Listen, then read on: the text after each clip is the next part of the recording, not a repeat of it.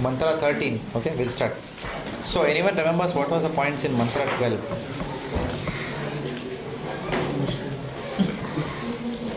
And people get things cheaply, they get used to it. We talked about the pseudo.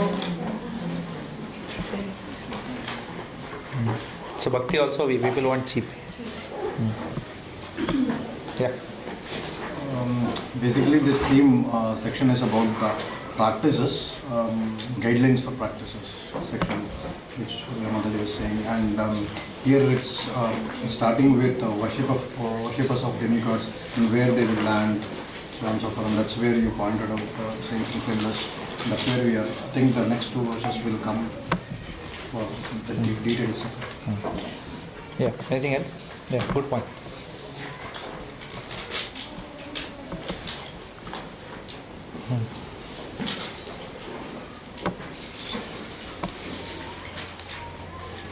Anything?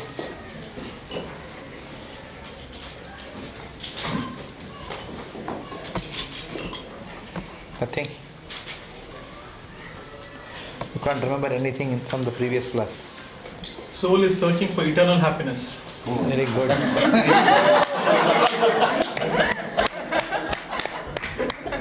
You are behind. Did you just read it or you remember it?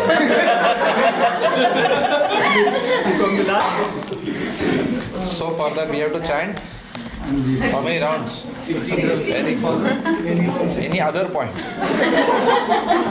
Any other points that we discussed outside of that? We discussed how people try to find happiness through non-Vedic ways, and that's where they're... Okay. So people try to find, so your point is right, but people try to find that happiness in Non-Vedic. non-eternal methods. No, sorry, processes which will not yield eternal results. Okay, what else? So what's the theme going on right now? What does it all boil down to? If you, Worship of the Supreme Personality of Godhead, which will lead to the eternal, correct. where we will reach to His eternal abode. That's where we would be. So the focus of last week was not to worship Demigod. That's all. I wanted that. Okay. So it was talking about demigod worship. What is the word that is used?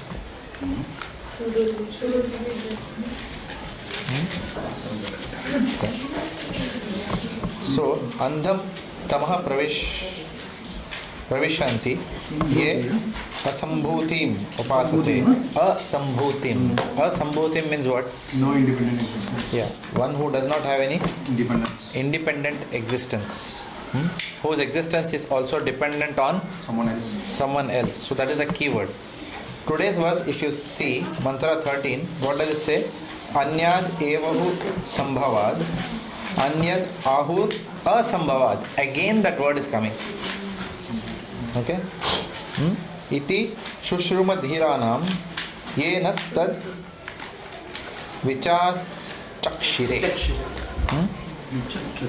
So again the word asambhavat, by worshipping what is not the supreme. So if you see the theme that is currently going on in the Upanishad since the last verse and today's verse, hopefully we will, I don't know whether we'll have time for 14 today, we'll try and see.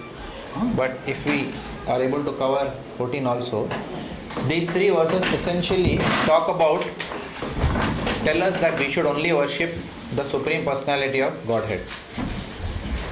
Last week, in verse 12, we were told not to worship the demigods. Okay. Of course, we don't condemn people who worship the demigods. We don't say that you are a fool and rascal because you are worshipping demigods. No. Demigod worship has its benefits. It is just that demigods worship leading to bhakti is a slow process. That's all. That too, if we worship, if we actually end up pleasing the demigods by that worship. If I keep on worshipping you and I keep on asking you for some favors, then soon you will realize I want those favors, that's why I am having a relationship with you. Barter system. Okay? Otherwise, I don't want to have a relationship with you. I want to get some favors. I know you can give me something, so I keep on glorifying you so that you can keep on giving me what I want. Right? In this relationship, you cannot end up pleasing the person whichever way you look at it. Right? But there are cases where devotees are genuinely attached to a demigod. They discuss all their life's problems, but they will worship the demigods for their pleasure very nicely. If someone ends up pleasing such a demigod with that worship, I want to. Please welcome Sukhdeva Prabhu. Sukhdeva Prabhu ki. Very happy to have him back. Radha Vallabha has wanted his services, so he's back here. Very happy. Okay, so we are in mantra 13 of Isopanisad. I don't know where we were when you left. Nectar of Devotion was going? Huh? Okay. So about Nectar of Instruction we finished and now we are doing Isopanisad. Okay. Hold it. So, demigod worship has got its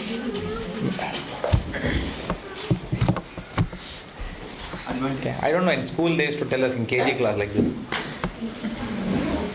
Like that. So we have to sit with our fingers on our lips like that. Otherwise we can't have a discussion. Even now when I am telling this also some discussion is going on. That is why I said that Nitya Leela will never stop. Come what may I say. So we have to have pin drop silence and a lot of attention. Today they are going to cover a lot of important points. So please, we need your concentration and I need to maintain my concentration. So please help me. Please help me. So demigod worship has its merits. We can't directly condemn people who are worshipping demigods. However, the problem with demigod worship is what?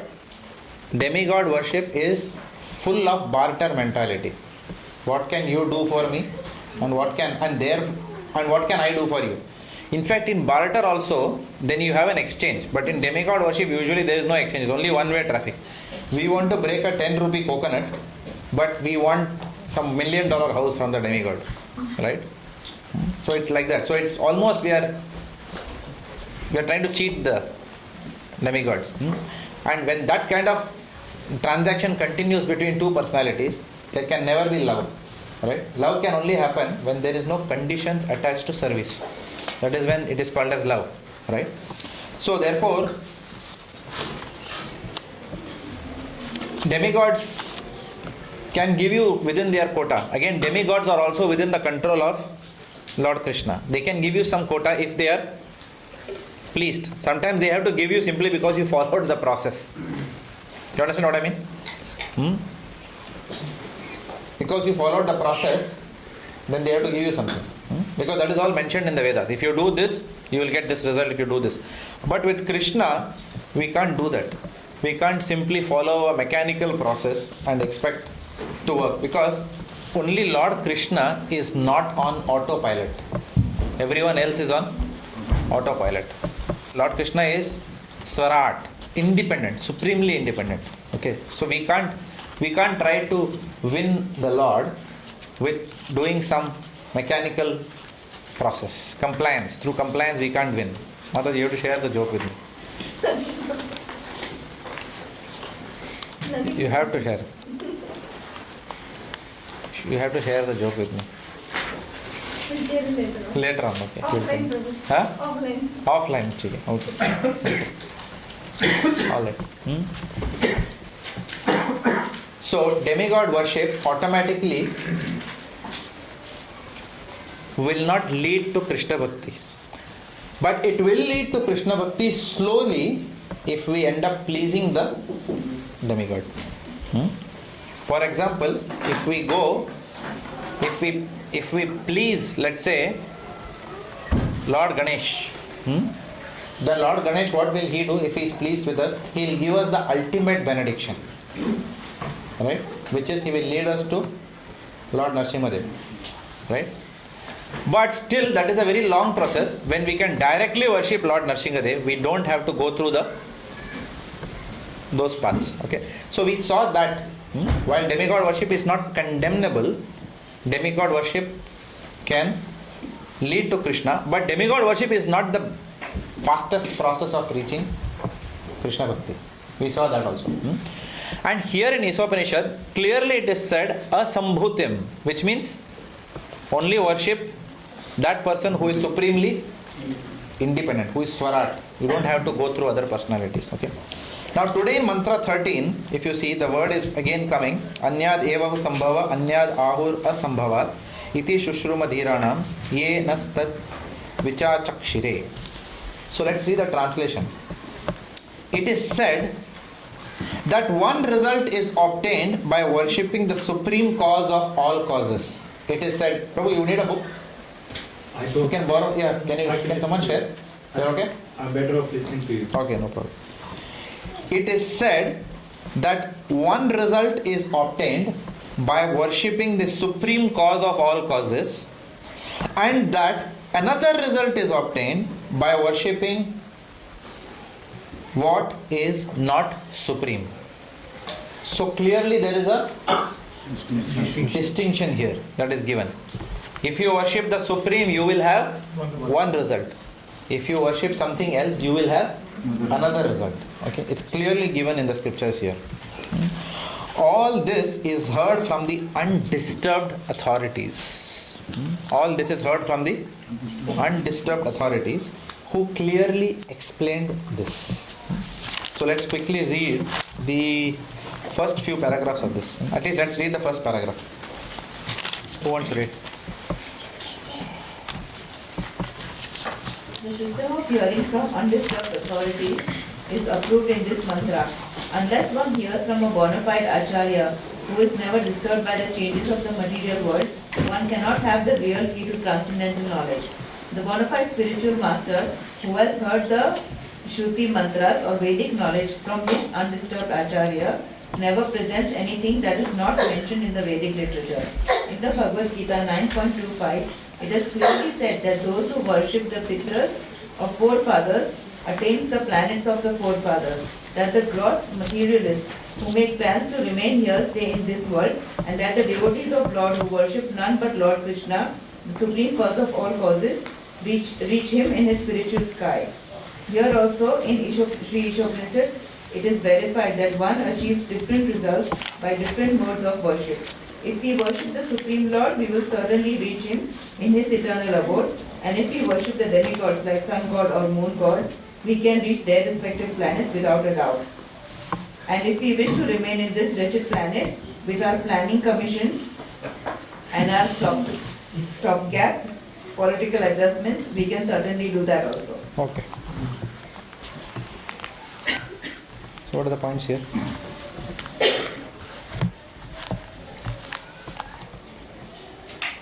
Hearing is stressed through a qualified authority or physical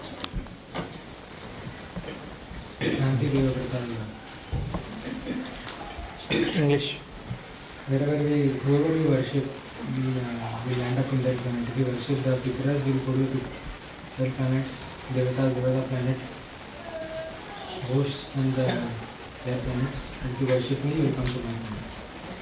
Okay, good point. Anything else? Our destination depends on our desire. Okay, very good. Can you elaborate? If we desire, we want to go back to Krishna, first we have to have desire, then it will take us. So depending on the desire, the destination is destination. There are three types of desires. What are the three types of desires at the highest level? Bhukti, Mukti and Bhakti. Some people want Bhukti, some people want Mukti, some people want Bhakti. So the process is different. If you want these different end states. Anything else? Sir, last was discussed 7.1, the Antam Piparam Pesha, the Alpha Mentham. So demigod worshippers are called as Alpha Mentham, unintelligent. But how is this connected to whatever we discussed now in this paragraph? The first demigod worshippers, the results will be temporary, Antam Piparam Pesha, right?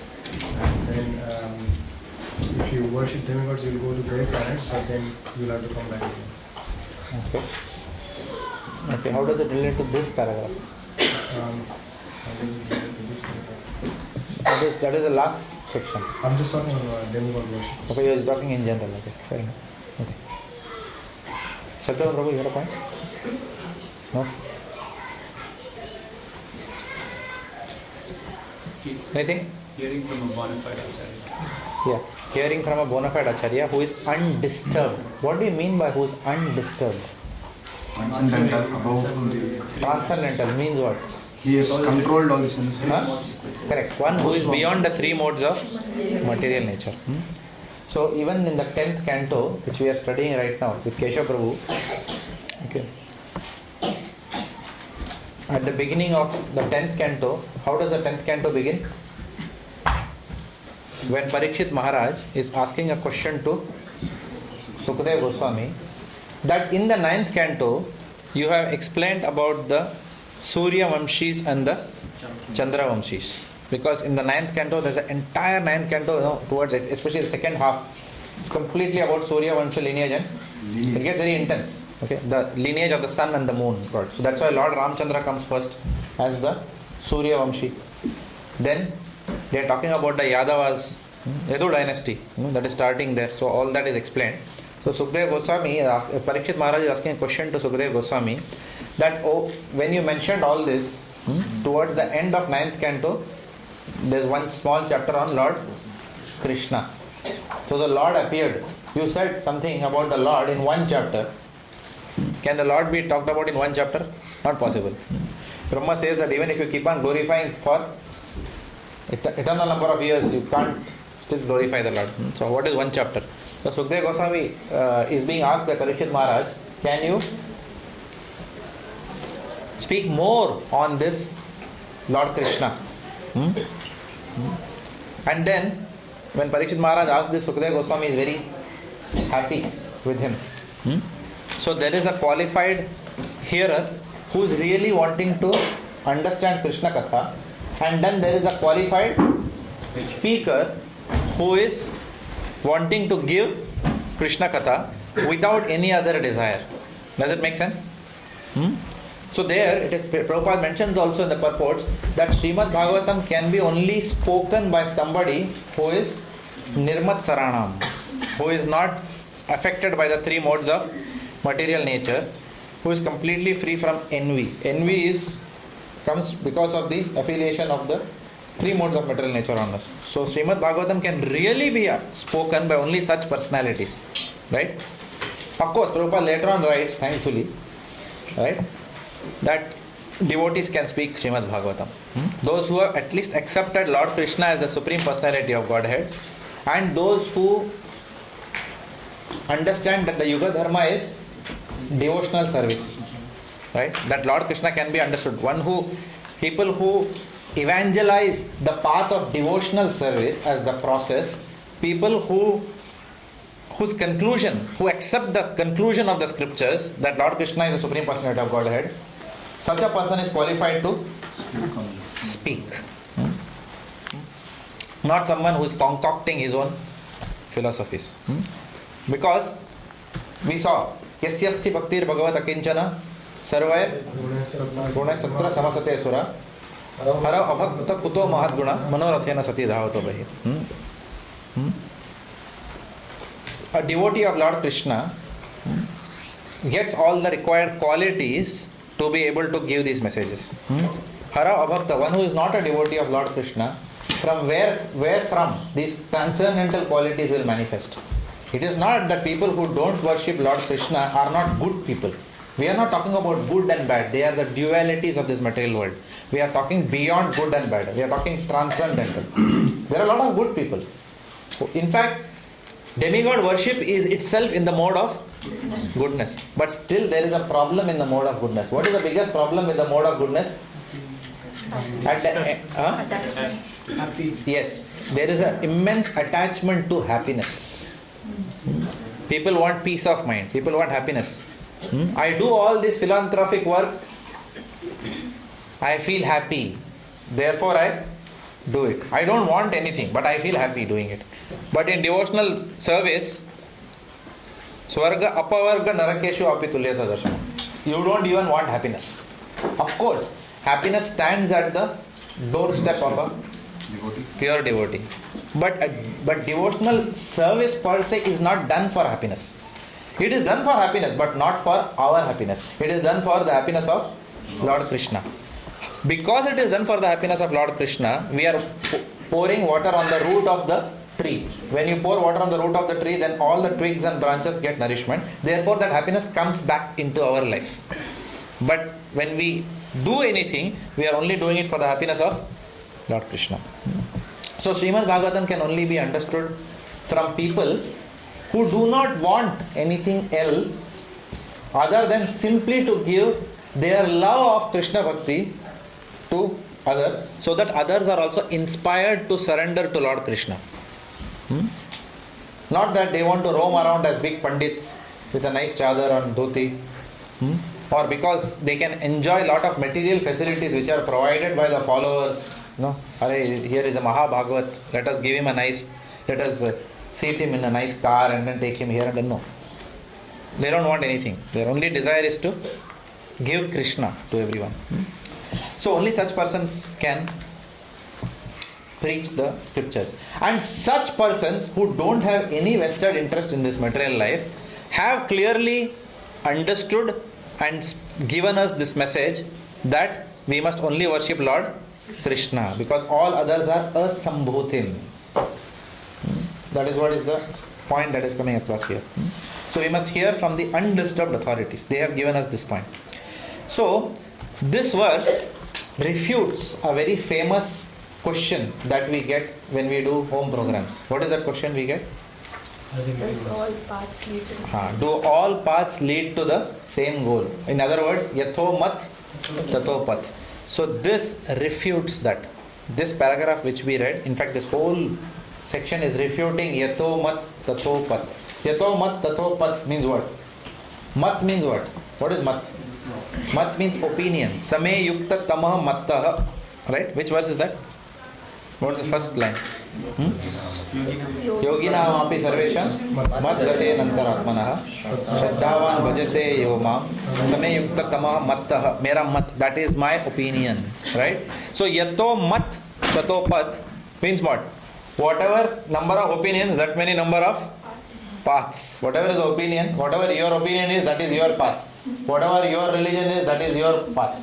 No? So everything is okay. All roads lead to Bhagavan. Any process you follow, it will lead you to God. Now, is this scriptural or bogus? Bogus. It is a bogus understanding, obviously. It is a bogus understanding. Now we will see why it is as such. So, Prabhupada gives example that there are several trains. There is a train which is going to Bombay, there is another train which is going to Delhi. If you take the Bombay train, can you say yato mat tato path? It will anyway go into Delhi. Abhi Bombay jaye to Delhi bhi pahunchenge. Delhi jaoge to Bombay pahunchoge. Will anyone talk like that? Obviously not. That's at a very simple level, that is understanding. Obviously. So different trains, different destinations. So different processes will give you different destinations. Okay, at one level that is there. Now, when you tell this to an impersonalist, he may say that Bhagavan is everywhere. So चाहे वो दिल्ली में भी है और बॉम्बे में भी है. So यतो मत ततो पत. Does it make sense? The impersonalist may refute in this way. God is everywhere. You search him anywhere, you will find him. Right? Any process you adopt, he is everywhere. But they are not. Here is where the wordings of the scriptures have to be understood very carefully. So the example here is not talking about is not refuting the omnipresence of the Lord. It is not refuting the omnipresence of the Lord. It is simply saying that to understand Bhagavan, there has to be the consciousness has to be at a certain level. The consciousness should have evolved to a particular standard. If the consciousness is not evolved to that particular standard, then we are not meeting the entry criteria for going back to the spiritual abode. That is what it is saying. It is not talking about the omnipresence of the Lord. For example, just because radio waves are everywhere, doesn't mean that any channel I tune into, I will get, what is that? masala, what is that? What is one radio channel? Radio Mirchi. Anywhere I tune, yato mat tato pat. Kuch bhi karo, radio Mirchi aayega. Sab jagah mein waves ja raha hai. No, I have to tune in to something which is flowing across. 19.3. 19.3 or whatever. So we have to tune in into that consciousness. So if your consciousness is not tuned in, then we are not reaching there. So that is one point. The other refutation is, if whatever we do, we anyway will go back to Godhead. Yatho mat tato pat. If whatever we do, we will go back to Godhead, then why scriptures are required? To tell us what to do and what not to do. What is that? Nished and what? What is the opposite of that? Vidhi and Nished. Why scriptures have to give two sides? If you do this, this will happen. If you do this, that will happen. That is not required, because yatho mat tato pat. Do whatever, you will reach. Eat meat, you will reach God. Have illicit sex, you will reach God. Take as much intoxication as you want, you will reach God. Do as much gambling as you want, you will reach God. Yatho mat tato pat. आपका religion gambling बोलता है तो करो gambling. भगवान तो है, भगवान पैसे में भी है. भगवान is there in ground casino also. If someone talks like that, it is a useless argument. That means the person has not understood the essence. It's not about the omnipresence of the Lord. Yes, Lord is present in the casino, right? But we cannot access Him. Lord is present even in front of us. Then why to go to casino anyway? You can also argue like that. अगर भगवान आपके घर में है तो casino क्यों जाते हो फिर? So you can argue, it's not very difficult to defeat that argument. But people who have not read the scriptures, who have not understood the scriptures, they like catchy phrases. Anything that rhymes, people like. Anything that rhymes, people will accept nowadays. Like that. So people will accept this also. Yatho mat tato pat. So nice. It is rhyming. So people will accept. Arey, kya acha lecture tha. Yatho mat tato pat. So, but it is a bogus philosophy. Now, there are several refutations to this. So, when Lord Krishna also speaking the Bhagavad Gita, there are several sections where the Lord Himself has refuted. For example, if you go to Bhagavad Gita 18.58, if you have your 18.58, just open that and read what is there.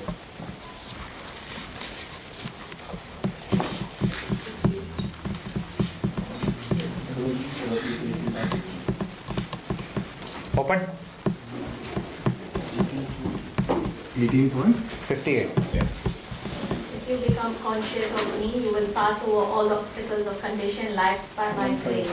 If, however, you do not work in such consciousness, but act through false ego, not hearing me, you will be lost. Clearly the Lord is giving two outcomes here. If you surrender to me, you will get one result. If you don't surrender to me, you will get... The Lord Himself is saying in Bhagavad Gita. So how can yatho mat tato pat be true, right? So that's another point here.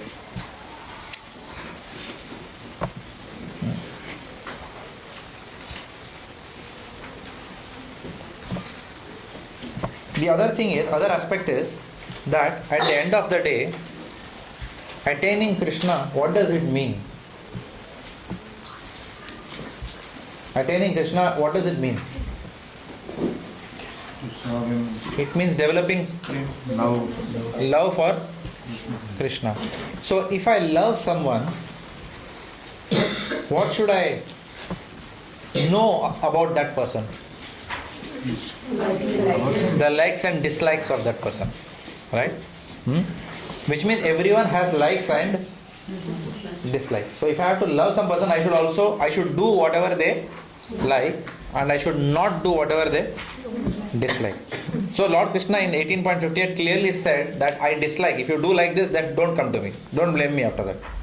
But so therefore, again, we cannot say that whatever we do, Lord will always be pleasing to Lord Krishna simply because He is omnipresent. Correct? You can't do like that. So this logic is refuted in this first paragraph. Let's read further. There are a lot more interesting points that are coming in paragraph 2 to 4. So someone from Nowhere in authentic scriptures is it said that one will ultimately reach the same goal by doing anything or worshipping anyone. Such foolish theories are offered by self-made spiritual masters who have no connection with the parampara, the bona fide system of disciplic succession. The bona fide spiritual master cannot say that all paths lead to the same goal and that anyone can attain this goal by his own mode of worship of the demigods or of the supreme or whatever. Any common man can very easily understand that a person can reach his destination only when he has purchased a ticket for that destination. A person who has purchased a ticket for Calcutta can reach Calcutta but not Bombay. But the so-called spiritual masters say that any and all paths will take one to the supreme goal. Such mundane and compromising offers attract many foolish creatures who become puffed up with their manufactured methods of spiritual realization. The Vedic instructions, however, do not uphold them. Unless one has received knowledge from the bona fide spiritual master who is in the recognized line of disciplic succession, one cannot have the real thing as it is. Krishna tells Arjuna in the Bhagavad Gita, Evam parampara praptam imam rajashayo vidahu sakalena mahata yogo nashta parantapa. This supreme science was thus received through the chain of disciplic succession, and the saintly kings understood it in that way. But in course of time the succession was broken and therefore the science as it appears to be lost. When Lord Krishna was present on this earth, the Bhakti Yoga principles defined in the Bhagavad Gita had become distorted. Therefore, the Lord had to re-establish the disciplic succession, beginning with Arjuna, who was the most confidential friend and devotee of the Lord. The Lord clearly told Arjuna, BG 4.3, that it was because Arjuna was his devotee and friend that he could understand the principles of the Bhagavad Gita. In other words, only the Lord's devotee and friend can understand the Gita. This also means that only one who follows the path of Arjuna can understand the Bhagavad Gita. Good. At the present moment, there are many interpreters and translators of the sublime dialogue who care nothing for Lord Krishna or Arjuna. Such interpreters explain the verses of the Bhagavad Gita in their own way and postulate all sorts of rubbish in the name of the Gita. Such interpreters believe neither in Sri Krishna nor in his eternal abode. How then can they explain the Bhagavad Gita? Good. Krishna clearly says that only those who have lost their sense worship the demigods for paltry rewards. BG 7.20 and 23. Ultimately, he advises that one give up all other ways and modes of worship and fully surrender unto him alone. 18.66. Only those who are cleansed of all sinful reactions can have such unflinching faith in the Supreme Lord. Others will continue hovering on the material platform with their paltry ways of worship and thus will be misled from the real path under the false impression that all paths lead to the same goal. Okay. What are the points?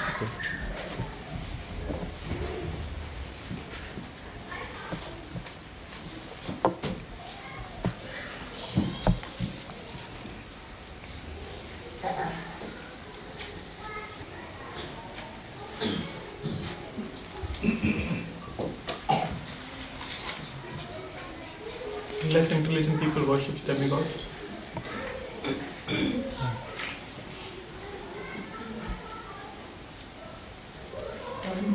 Finding someone from bona fide sampradaya helps, because then you don't have to take, then you're not taking too many risks, because you know that someone will give the knowledge as it is, and all those things which are mentioned that they will concoct their own things into interpretation and all that, that is gone.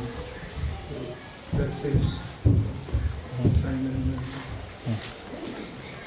Anything else? We have to be a devotee and friend to understand. Yasyasti bhakti davatakaja. Same point is coming. Yeah. Same point you had? Yeah. Okay. Alright. So what I want you to do is, some of you, I'll give you few verses. Different people can have different verses on their phones. Some of you can open Bhagavad Gita 3rd chapter 31 and 32. Maybe some of you in this section can open that. 31, 32. Keep that ready on your screens. Some of you can open Bhagavad Gita chapter 4, 39, 40.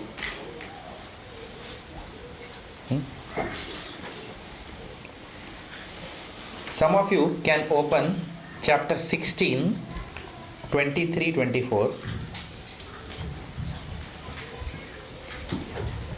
Some of you can open chapter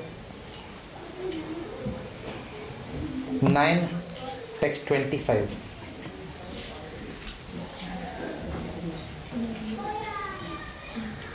Okay, ready? So that we have all the verses. Alright.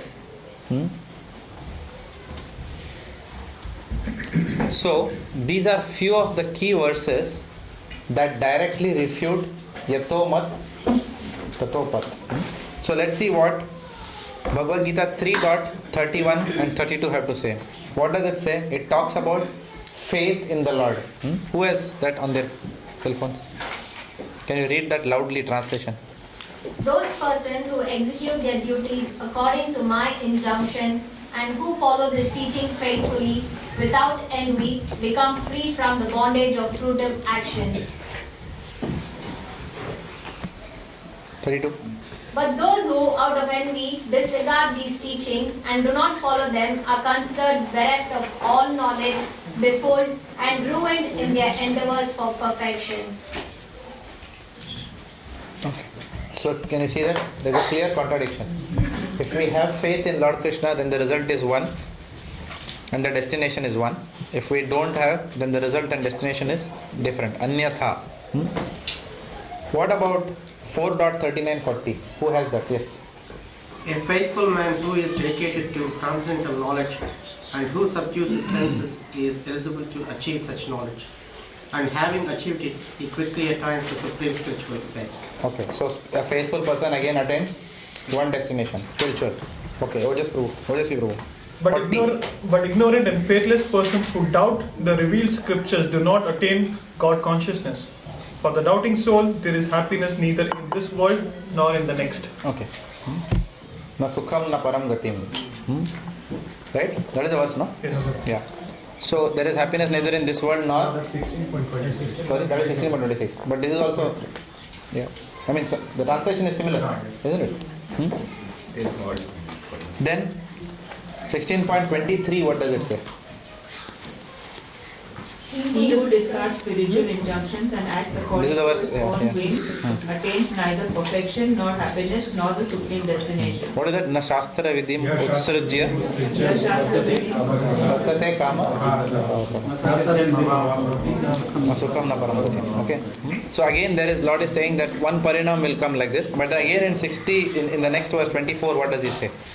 One should therefore understand what is a duty and what is not duty by the regulation of the scriptures. Knowing such rules and regulations, one should act so that he may gradually be elevated. Okay. So Ojasvi Prabhu, 24th verse जरा देखिए जरा ध्यान से. What does it say? आराम से. 1624, right? Yes. Bhagavad Gita. One should understand that what is duty and what is not duty by regulations of scriptures. Knowing such rules and regulations, one should act so that he may gradually be elevated. Okay. So therefore, Vidhi, we have been asked to follow scriptural injunctions by the Lord. So one cannot act on one's own whims and say that anything what I follow, that itself, yatho mat, mera opinion hai, so main karunga. Right? And usse definitely Bhagavan I will meet, because God is omnipresent. No, it will not work. Lord is clearly saying in this. So these are all Shastra Praman. Then finally 9.25, which Rajabha Prabhu mentioned at the beginning. Yeah, right? You want me to read? Yes. Those who worship the demigods will take birth among the demigods. Those who worship ghosts and spirits will take birth among such beings. Those who worship ancestors go to the ancestors. And those who worship me will live with me.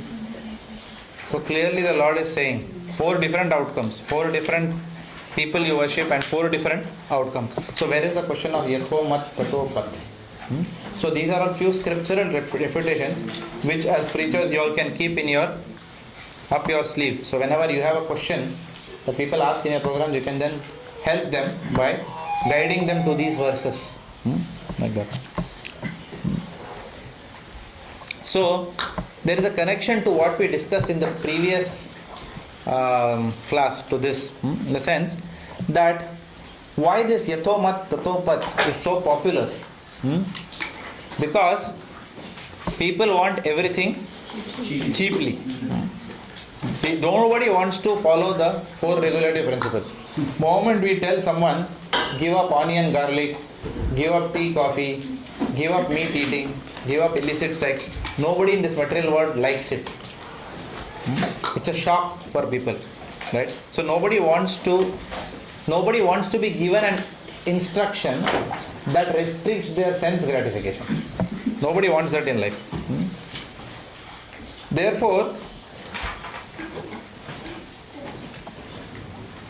but the nature of the soul is to hanker for Krishna. Every soul is hankering for Krishna. Some souls do not know that they are hankering for Krishna, but everyone is hankering for Lord Krishna. So, Yatomat Tatopat is nothing but trying to water down the complexity of, in one sense, watering down the complexity of having to understand the scriptures. Because understanding the scriptures, it's simple, but it's not simple in one sense. We have to go through. There is some complexity which scriptures introduce in our life, at least in terms of our scheduling our time to do all our household activities and still study the scriptures. There is some complexity involved in that. And scriptures are not very easy also. They are complex to understand. Especially Isopanisad kind of scriptures are complex to understand. So we need someone to, like Srila Prabhupada, to write purports and tell us what it means. Otherwise we wouldn't know, because most of us have not studied Sanskrit, right? So therefore, and then once you understand, then we also understand that God cannot be attained cheaply, right? So it's not such a easy thing that you do whatever you want and you will attain God. So Yatomat Tatopat completely waters down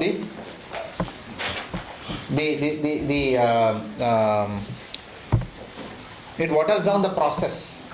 It waters down the seriousness of the principles that scriptures offers.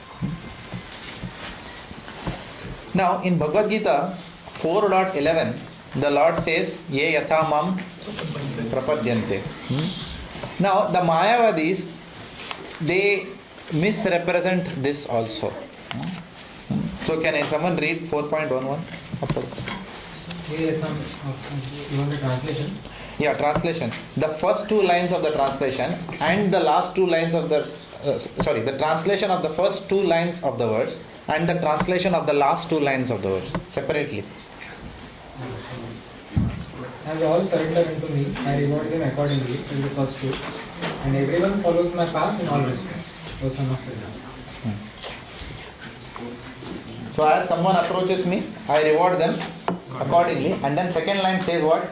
Everyone follows my path in all respects. Everyone follows my path in all respects. So the Mayavadi says, see, yato mat tato pat. In all respects, everyone follows. See how it can be misinterpreted.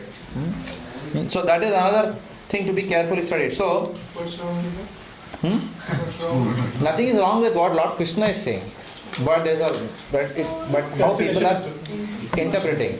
Can you read that line again? Everyone follows my path in all respects. In all respects. Everyone follows my path in all respects. So, I am drinking. I am falling in the gutter. I am visiting the prostitute every other week. Everyone is following my path in all respects. Lord Krishna has only said. So therefore I am following the path. How does that sound? Everyone follows my path in all respects. So whatever you do, anyway that path is Krishna's path only. Everyone follows my path in all respects. Okay, so yeah. What is the interpretation then? This is the interpretation. What the interpretation is what I gave. The actual is different. Huh? In terms of this verse, That is, we will discuss that now. What Lord Krishna means by that, we will discuss. But yes, that interpretation is what I said just now. People misinterpret like this. This is not an interpretation, it's a misinterpretation. Yeah. No, I mean, this was I was going to ask, because Bhakti Rasamrita also discussed this. People misinterpret, but he explained that his understanding was essentially, even if you are following any other path, everything is pervaded by Lord's energy. So even if it's not following some other path, like any other faith or something, still eventually it is Krishna's energy only. But not necessarily you are going towards him, but you're going backwards also. Correct. It might take longer rather than... Yeah. So here is Krishna, and here is the path. Right? So on the path, I can go this way also, or on the path, I can go this way also. I am on the path only. That is what Bhakti Rasamrita Maharaj is giving that analogy. Right? So everyone follows my path in all respects. How it has to be understood? That I have laid down Maya Dhyakshena Prakrite Suyate Sacharacharam. I am the supreme controller. So I have laid down the rules in this material world. If you do this, this will happen. If you do this, that will happen. So in one sense, whatever you do, you are following my constitution at the end of the day. But it doesn't mean whatever you do, you will come to me. Right? It just means you will be under my jurisdiction always. You will be governed by my laws. Because only I am the one who is Sambhutim. All of you are a Sambhutim. Because I am the only one who is independent. None of you are independent. All of you are governed by my laws. Does it make sense? So everyone follows my path in all respects. It cannot be misinterpreted. So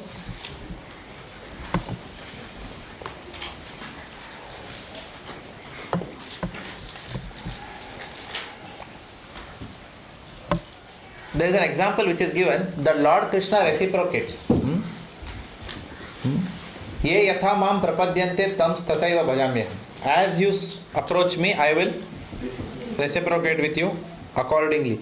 It simply means that if someone with material motives approaches the Lord, then the Lord will reciprocate with him accordingly. Right? So it is the motives with which we go to him. He will reciprocate accordingly. So that is the understanding of the first two lines. Last two lines we already discussed. So again, people follow my path in all respects doesn't mean that all paths lead to me. It doesn't mean that. The focus of this line is not on the paths, it is on people. If he says all paths lead to me, if he would have said that's fine. Then yatopat tatopat. Right? But he talking about people here.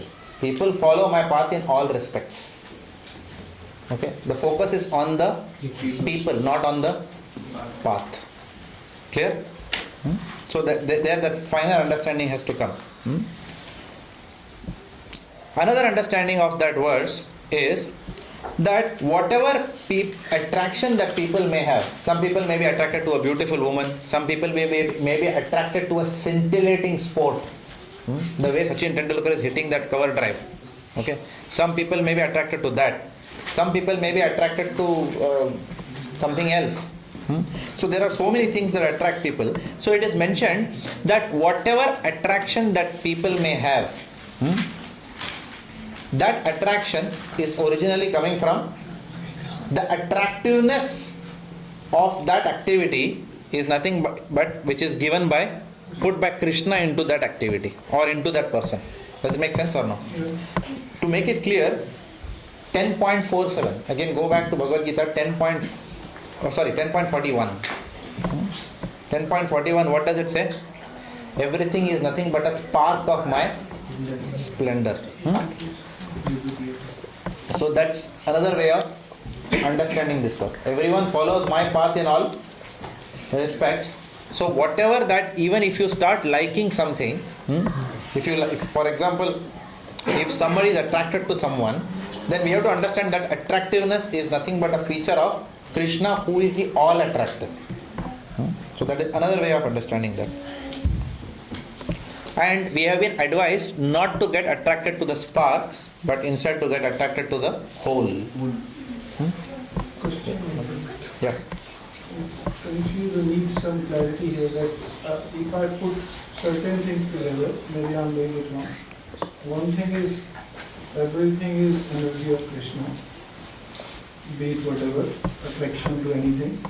And then at some point we also spoke about that there was never a time, it's just a matter of turning the face towards Krishna. So when we say that somebody is going to a path which may even be taking away, as Prabhu was mentioning from Maharaj session. So even if somebody is going away, maybe going away from current material time point of view, but in eternal terms, person is not away as such. So if we put these two together, that means even if the person may be going on a path which is so-called wrong path, still that path is still leading into him or her to Krishna. No. Where I'm getting it from, because from one point of view the person has never went away, and whatever path this person is No, going the person on, has gone away, no? From which point of view the person has not gone away? still this person will go back at some point of time. That is true. So doesn't matter which path this person is going to. We cannot say that a person will go back at some point in time. Otherwise, there will be nothing called as Nitya Baddha. Some people will never want to go back. Then we also said there is nothing called Nitya Baddha as such. There is Nitya Baddha. Why? Then we also said is there a true? We never said there is nothing called as Nitya Baddha. When did we say that? Then at one point of time we said that in true sense there is nothing called Nitya Baddha, because no soul is. That is a different philosophical point. There we are saying that there is nobody who is a non-devotee in one sense. Everyone is a devotee of Krishna. It is only that because of the conditioning of the three modes of material nature, there is forgetfulness. Mattha smriti jnanam apohanam cha. So we get apohanam or forgetfulness of that. Right? So the nature, like Chaitanya Charan Prabhu was saying about the dharma. Which dharma? Paradharma and aparadharma. No? So the eternal dharma of the soul, the nature or characteristic of the soul is that the soul loves Krishna, is a servant. Jiva Swarup. The Swarup is what? Nityara Krishna Das. So in that sense, the constitutional position of the Jiva never changes. But because the Jiva is Tathastha Shakti, then there is a susceptibility to turning the face away from the Lord, which is called as Bahir Mukhi. So as long as the soul is Bahir Mukhi, has turned the face away from the Lord, to that extent, the soul is not on the path of reunion with the Lord. When the soul then starts changing the Brahmanda Brahmite Kono Bhagyavan Jeev Guru Kripa Prasade Bhai Bhaktivedanta. So when that happens, then the soul is turning the face toward Krishna. Right? And then you are truly walking towards Krishna on the path. But when we are turning our face away from the Lord, Krishna doesn't take away the path. The path is still available to go away from Him. He's still given you a path. That is why we are all in the material world. He has given a path, saying you come here, this is path to spiritual world. But my path extends till the material world also. So if you turn your chance, go there. So still there is a path. And through the hammerings of the material world, you will come back to me, because there I will give you many sub-paths. Right? Some people will want to follow Ashtanga Yoga, some people will want to follow Jnana Yoga, some people want to follow Bhakti Yoga. So those connections are there. So that's what I mean, like in terms of going towards the material path, hammering will be there. So that's also arranged by Krishna. Yes. Duality. Yes. Now because of that hammering, that all arrangement has been done by Krishna. Yes. That is also a path arranged by Krishna. So in one way to interpret that last line is the same division that all paths will lead to.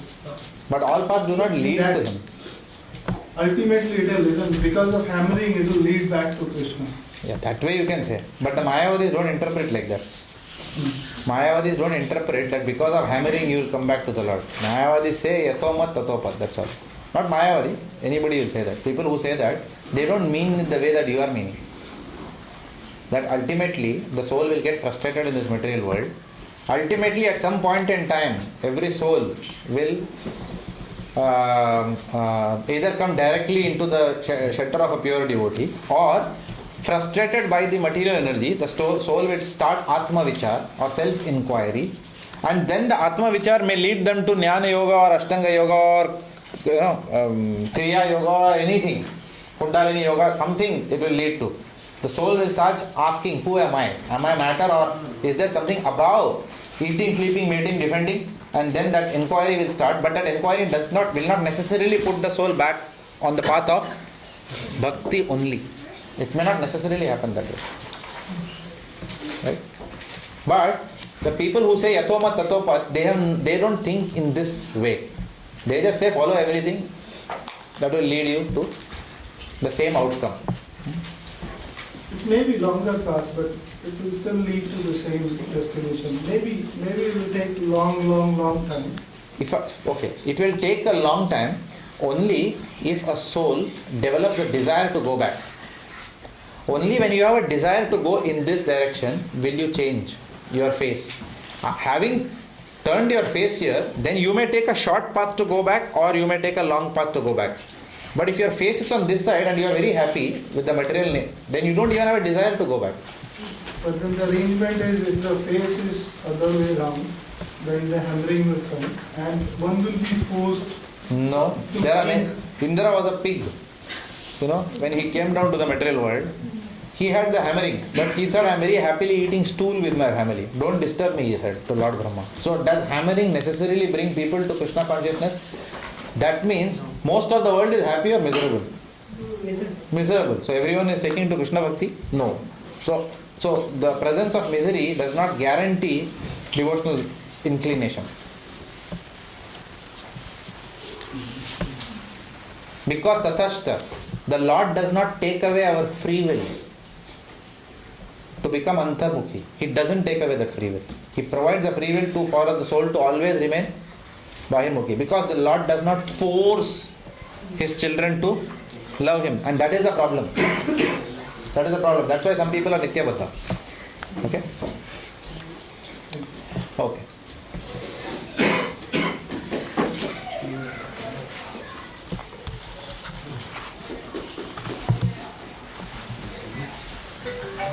Okay, so let's read further. Who read last one? You read. So Mataji, sorry. Krishna clearly says that only those who have lost their sense worship the demigods for earthly rewards. Bhagavad Gita 7.20-23. Ultimately, he advises that one give up all other ways and modes of worship and fully surrenders unto his alone. Bhagavad Gita 18.66. Only those who are cleansed of all sinful reactions can have such unflinching faith in the Supreme Lord. Others will continue hovering on the material platform with their paltry ways of worship, and thus will be misled from the real path under the false impressions that all path leads to the same goal. In this mantra of Sri Isopanisad, the word Sambhavat, by worship of the Supreme Cause, is very significant. Lord Krishna is the original personality of significance. Lord Krishna is the original personality of Godhead, and everything that exists has emanated from Him. In the Bhagavad Gita 10.8, the Lord says, I am the source of all spiritual and material world. Everything emanates from me. The wise who perfectly knows this engage in my devotional service and worship me with all their hearts. Here is a correct description of the Supreme Lord, given by the Lord Himself. The words Sarvasya Parabhavaha indicates that Krishna is the creator of everyone, including Brahma, Vishnu and Shiva. And because these three principal deities of the material world are created by the Lord, The Lord is the creator of all that exists in the material and spiritual world. In the Atharva Veda, it is similarly said, he who existed before the creation of Brahma and who enlightened Brahma with Vedic knowledge is Lord Krishna. Similarly, the Narayana Upanishad states, then the Supreme Person Narayana desired to create all living beings. Thus from Narayana, Brahma was born. Narayana created all the Prajapatis. Narayana created Indra. Narayana created the 8 Vasus. Narayana created the 11 Rudras. Narayana created the 12 Adityas. Since Narayana is a plenary manifested of Lord Krishna, Narayana and Krishna are one and the same. The Narayana Upanishad also states, Devaki's son Krishna is the Supreme Lord. The identity of Narayana with the Supreme Cause has also been accepted and confirmed by Sripada Shankaracharya, even though Shankara does not belong to the Vaishnava or personalist cult.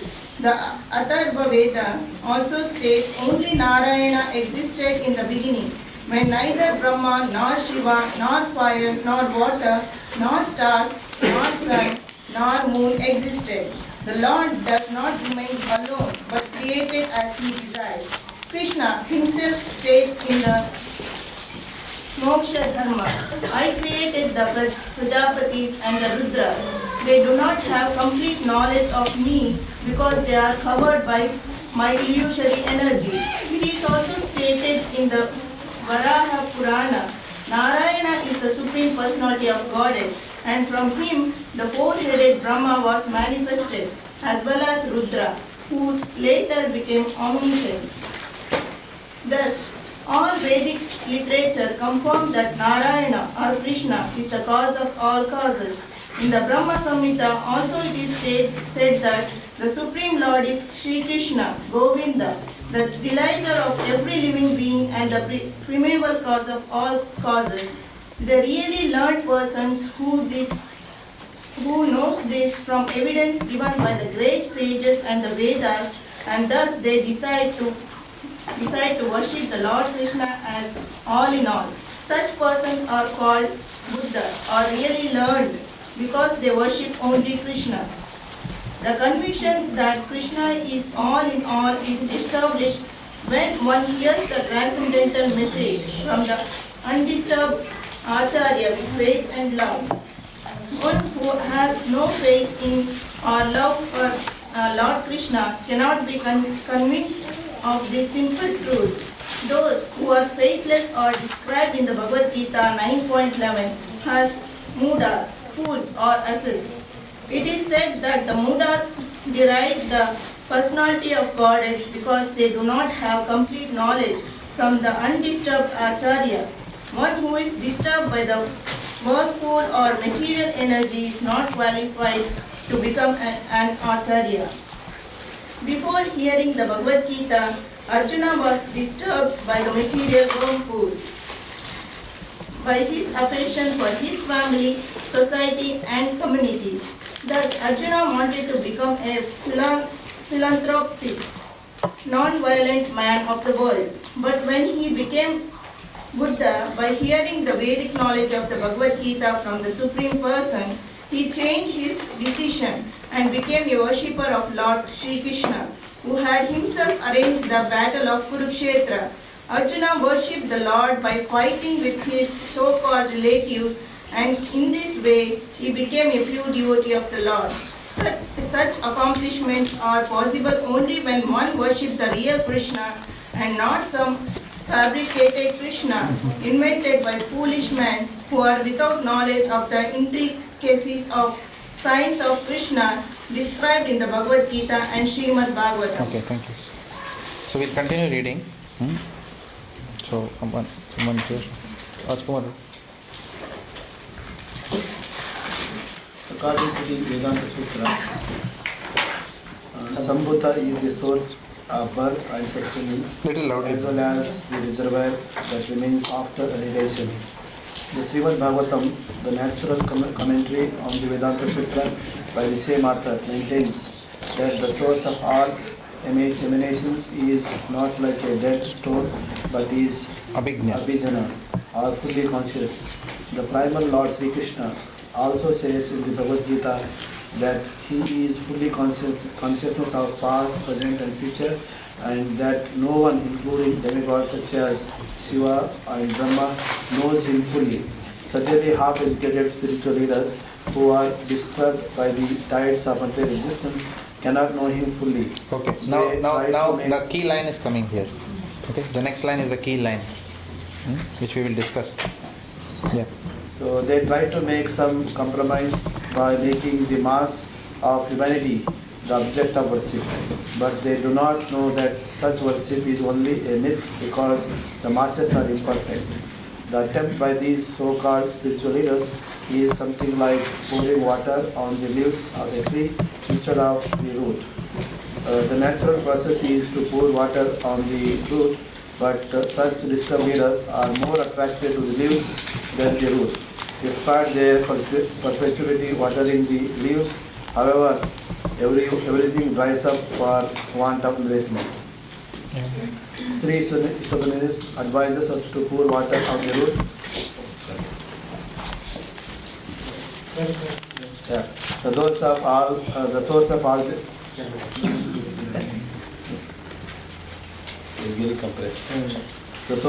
germination. Worship of the masses of humanity by rendering bodily service, which can never be perfect, is less important than service to the soul. The soul is the root that generates different types of bodies according to the law of karma to serve human beings by medical aid, social help and educational facilities, while at the same time cutting the throats of poor animals in slaughterhouses. Is no service at all to the soul, the living being. Thank you. The living being is. Read loudly. The living being is perpetually suffering in different types of bodies from the material miseries of birth, old age, disease and death. The human form of life offers one a chance to get out of this entanglement simply by re-establishing the lost relationship between the living entity and the Supreme Lord. The Lord personally comes to teach this philosophy of surrender unto the Supreme, the Sambhuta. Real service to humanity is rendered when one teaches surrender to and worship of the Supreme Lord with full love and energy. That is the instruction of Sri Isopanisad in this mantra. The simple way to worship the Supreme Lord in this age of disturbance. Okay. So Prabhupada is now giving a conclusion there, if you see. That is the instruction of Sri Isopanisad in this mantra. So you have to take cues as to what is the central theme that Prabhupada wants to establish somewhere. So when you see this statement, that means what? When Prabhupada is telling you this is the key theme in this verse. So what is the key thing in the thing? Real service to humanity is rendered when one teaches surrender to and worship of the Supreme Lord with full love and energy. So that is the key point. So Prabhupada is saying that is the instruction of the Sri Isopanisad in this mantra. However, when you go back now, then what happens? They try to make some compromise by making the mass of humanity the object of worship. So we saw Yatho Mat Tato Pat. There is one more rhyming word. What is that? Madhav Seva. So that is now being refuted here. So we refuted Yatho Mat Tato Pat. Now we will refute Manav Seva, Madhav Seva. Okay. Here again we have been told, first of all we have been told not to worship the demigods. Then why will the scriptures say that we should worship human beings? Right? If you see in the evolution, demigods are much more evolved than the human species. If they should not be worshipped, how can you worship a human being? Of course, if the human being takes the position of a pure devotee, then such a pure devotee is worshipable. What is that? Worship the spiritual master as good as God. Which verse is that? Isopanisad? Is that one? Is that one, no? Sakshat dharidvena samasta shastre uktas tatha yatayeva shadvi kintu prabhoya vande guru shri charana. So we worship the spiritual master as good as God, but there is a specific context to it. It's not that we take any human being and start worshipping, saying that Manav Seva, Madhav Seva. So the object of our Seva cannot be any Manav, any mundane human being. So that is what is being, that Prabhupada is bringing us slowly to the point. And to bring us to that point, Prabhupada goes on an elaborate description of mentioning who is Krishna. Krishna, Balram, Narayana, Chaturvyuha, everything. Prabhupada is writing so many things here.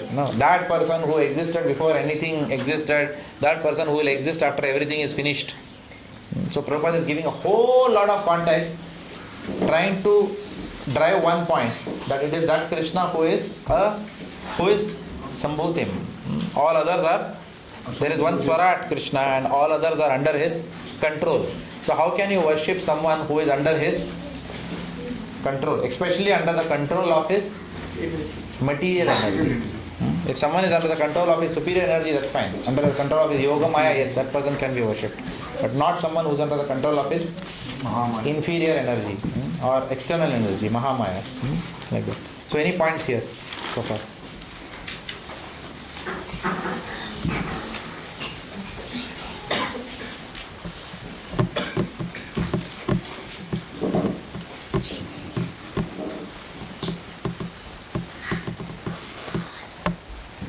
Your members and all are looking at you. Explain this verse. How will you explain? Your Bhaktivedanta member has read this paragraph. Now they are looking at you. What will you do? So Prashada. That is what the way he is looking at me. You will say, Prabhu, I am not giving class. Gajava Prabhu has to give, so I will go inside. Easy to make some plates in the meantime. Isn't it? But if you are sitting there, what will you have? How will you explain?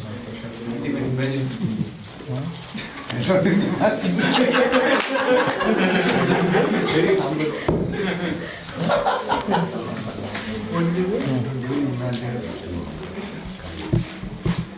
Okay, no points here. So one also gives the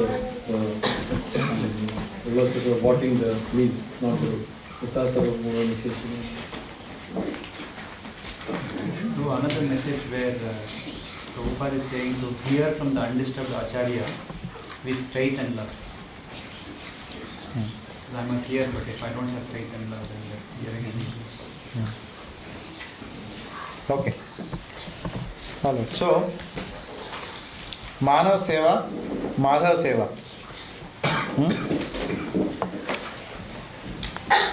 So human beings, Prabhupada is, the theme is what? He says people have come up with so many things not to worship Krishna. People have come with so many theories to keep the masses of people away from Krishna Bhakti. Some people will say that my way or the highway, my religion or Satan, or you follow whatever I say, or you are a kafir. Kafir means what? Infidel. Okay. Somebody may say, it's my religion, that's it. Otherwise you are finished. Others may say, you are under the influence of Satan if you don't surrender to Jesus Christ. They may say like that. Or some people will say that Jesus Christ is the only hope for mankind, there is no other way. Right? So Prabhupada was there in one, he was invited somewhere, and there was one Christian leader also was there, Catholic leader, Christian leader was also there. So the interviewer was asking Srila Prabhupada, so you say that if you follow your Bhagavad Gita, we will go back to Godhead. And Prabhupada said yes. Okay. Then he went to the Christian, that you say that we follow Bible, then you will go back to the kingdom of God. He said yes. So then he asked that fellow, but this man here says that you should, if you follow Bhagavad Gita, then you will go back to Godhead. What do you think about it? So he says, No. Only Christianity or nothing else. And then they came back to Prabhupada. If you follow Christianity, what is your view? Prabhupada said, yes, person will go back to Godhead. Right? So Prabhupada is showing us the example of how to understand bona fide religion, not by becoming a fanatic. So there are 3 levels of understanding anything. So Chaitanya Prabhu explains this very beautifully. He says that on one hand is exclusivity. On one hand is, okay, if you can't remember it that way, everyone likes pie, right? You like eating pies? P-I-E, pie. Yeah. Apple pie. Pasand hai? No. Don't worry about it. Then you remember the hard way. Okay? So one is E, exclusivity. One is, on this side is, he calls it as pluralism. Exclusivity, pluralism, and in between is inclusivity. P-I-E. P-I-E. That's how I remember this. Okay? It helped me. Pluralism, exclusivity and inclusivity. So, the example which we discussed few minutes back, what was that an example of? Exclusivity. Exclusivity means my religion or you will go to hell. That is what? There is only one way to God, that is Jesus. Full stop. Nothing else. It is true, Jesus was a bona fide messenger of God, and it is true that if we follow Jesus Christ's teachings as it is, without distorting it, we will go back to Godhead. No doubt about that. Okay? But saying that only if you follow that, that is where the problem is. That is called as exclusivity. Okay? That's on one side of the spectrum. So what happens if we start preaching like that, then it alienates people. Some people may get there, but people get alienated by that kind of a preaching. So, on one hand is exclusivity, which alienates intelligent people. On the other hand is pluralism, which means what? Yato mat tato pat. Kuch bhi karo, sab chalta hai. On one hand it says only this path, on the other hand it says anything is okay. So they are on two sides of the spectrum. In other words, sometimes they say, you are okay, I am okay. You have heard that? You have not heard that? No. They said, you are okay, I am okay. Yeah. I think even in offices we have that. You are okay, I am okay. Something like that. Okay, so everybody is okay. No okay in office. Yeah, okay. Then there is this famous saying that there are as many religions as many human beings. That's another, belief.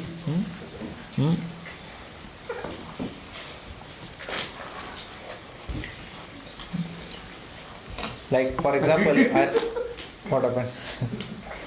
How do you know? What I'm going to say? Okay, there was this movie which I saw many years back. This movie was called Abhiman. I don't know how many of you seen. Amitabh Bachchan and Jaya Bachchan. Yeah. In that there is David. There is one David who is there. The fellow, the bald fellow. So he said one dialogue which stuck to me so many years. आजकल क्या कर रहे हो इसे? आजकल भगवद गीता पढ़ रहा हूँ. जितने बार पढ़ता हूँ कहीं अर्थ निकलते हैं. He says like that. That dialogue I distinctly remember from that movie. Which David says that dialogue. Okay. So कहीं अर्थ निकलते हैं. But कहीं अर्थ निकलते हैं, has got many meanings. It means you can derive anything you want out of Bhagavad Gita. That is another way the Mayavadis will do. Anything you can derive out of that. And then, therefore what happens, you derive anything and that becomes your religion, your opinion after reading that. But that is not what actually that sentence means, which we realize many years later. When we study Srila Prabhupada's book, we understand that. That Bhagavad Gita, what does it mean? It means that you study Bhagavad Gita, you experience life, you go back and study that and you will derive deeper meanings, not some different meaning. you go deeper and deeper in your realization of that verse. So that is how that understanding of mind, which the David said, was different from what we experience in life. So on one hand is exclusivity, on the other hand is pluralism. So Chaitanya Charan Prabhu says, on one side is narrow-mindedness of exclusivity, on the other hand is zero-mindedness of pluralism. Where you have removed your intelligence and kept aside and saying that anything will go. Like that. But that is where intelligence is required. And then he goes on to say that if all paths are right, yatho mat tatho path, then atheism is also right. That means. And if atheism is right, it says there is no God. Then how can other paths which say there is a God can be right? So then that also clashes in one sense. So this is not logically possible. Then he says that patients start taking the very cause of the disease as the medicine. Yatho mat tato pat. You invent some philosophy of going back to Godhead that will eventually be your nemesis. It will be your end. Correct? But you take to that and finish yourself completely. So people start taking the very cause of the disease as the medicine. Okay? So that is the problem with this yatho tato pat. That is. So he says that there has to be an objective criteria. When you take to some path, there has to be some objective criteria. What is the objective criteria for someone? Is my love of God increasing by following this path? That is the question we should ask. If someone comes and says, I am following this path. I remember when we started Mill Park program also, when there were some devotees who were following the path of Kriya Yoga. Of course, they are devotees today, but they were following Kriya Yoga. Kriya Yoga is coming from that. Art of living. Not art of living. Paramahamsa Yogananda. It's coming from, who is the first guru? I forgot. Utteshwar Giri and Mahavatar Babaji. Yes. So it's coming from Mahavatar Baba, coming down the lineage to that Utteshwar Giri and Paramahamsa Yogananda. Lahiri Mahashay. It is coming in that lineage. Kriya Yoga is given. So they were doing that Kriya Yoga. So the question to ask is, by following this Kriya Yoga, is your love for God increasing? So that is an objective checkpoint, if you like. Right? Is your love increasing? So you can ask that. Are your material attachments decreasing? These are two very powerful and simple questions to ask someone. If they say, I am following this. So the question is what? Is your love for God increasing? Is your material attachments decreasing?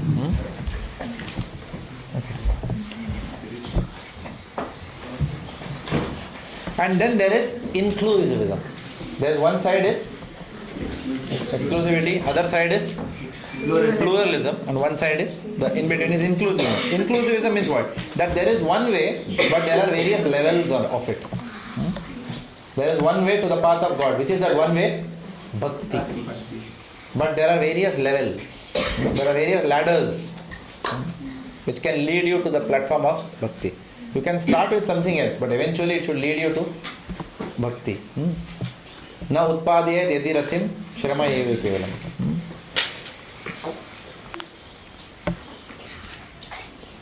So people can approach God with various conceptions. Okay, initially they may start like that, but Lord says, "Mama vartmanu vartante." All people following my path, they are either going up or down. So Chaitanya Chara Prabhu says there can be specific routes and lanes in that path. Some people can take the longer route also. I can take an exit while going to, what is that? Ballarat. I could have taken an exit, gone somewhere else and again come to the freeway to go to Ballarat. Or I can take the shortest path, which is point to point. Right?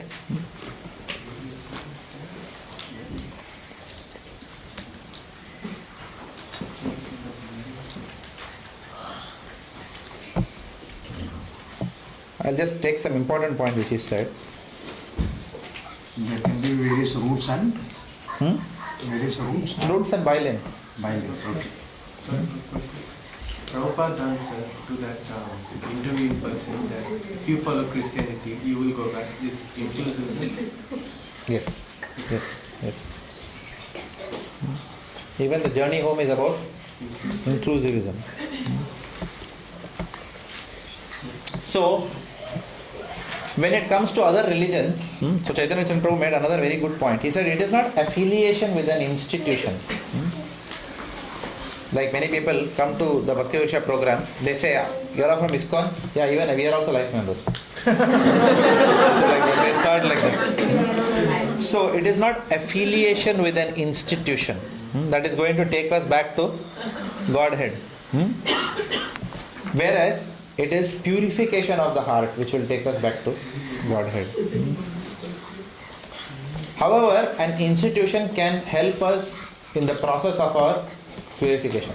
So like Gauranga Prabhu once mentioned that if you take a bullet in the hand and you throw at someone, you can maximum create a scratch on his head.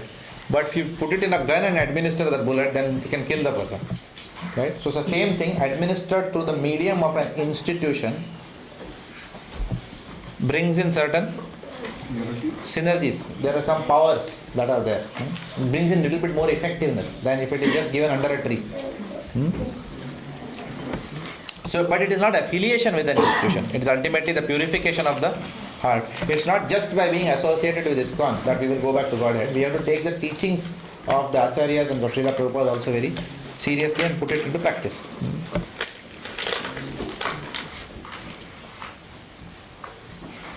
So then, little bit of discussion on impersonalism, on Mayavad.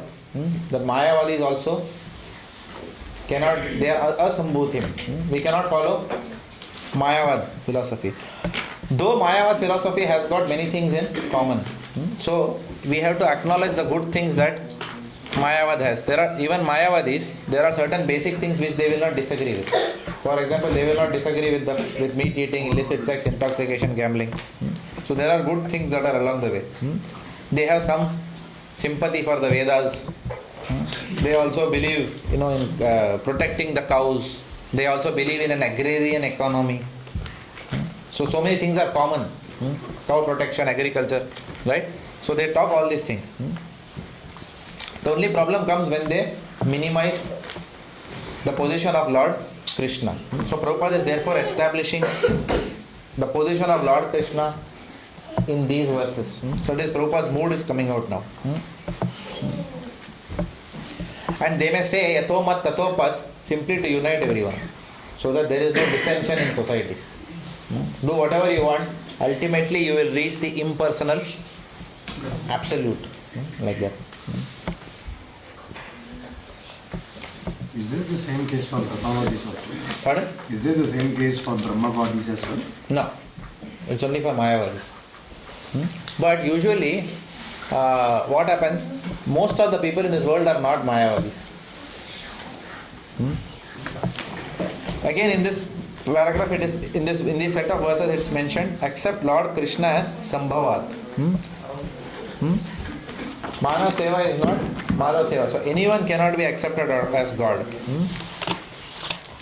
Nor, he says, there is another philosophy now, which is also discussed here. One is what? Yato mat tato pat. That is refuted. Manav Seva, Madhav Seva is refuted. The third one is do philanthropic work. Again, same thing. Another manifestation of Manav Seva, Madhav Seva. Philanthropic work. Do philanthropic work.